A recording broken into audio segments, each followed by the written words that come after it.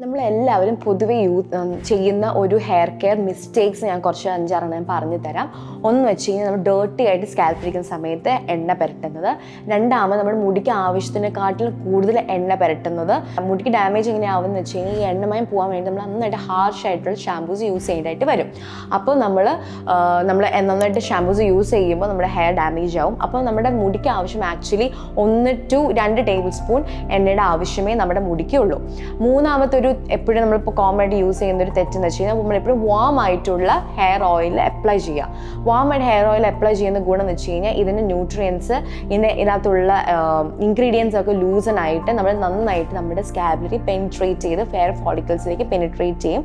അപ്പോൾ hair follicles വേണ്ട nutrients നമുക്ക് ഹെയർ ഓയിൽ കൂടെ കൊടുക്കാൻ പറ്റും. നാലാമത്തെ മിസ്റ്റേക്ക് എന്ന് വെച്ച് കഴിഞ്ഞാൽ നമ്മൾ നന്നായിട്ട് മസാജ് ചെയ്യാതെ ഇരിക്കും. നമ്മൾ എണ്ണ പുരട്ടിയ ശേഷം നന്നായിട്ട് സ്കാൽപ്പ് മസാജ് ചെയ്യണം.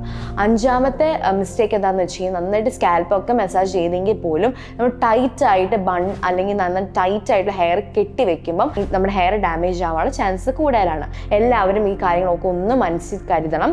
അപ്പോൾ ഇതുപോലെ ഈസി ആയിട്ടുള്ള അല്ലെങ്കിൽ ഇമ്പോർട്ടൻ്റ് ആയിട്ടുള്ള ഹാക്സ് അറിയാൻ വേണ്ടി പേജ് ഒന്ന് ഫോളോ ചെയ്താൽ മതി.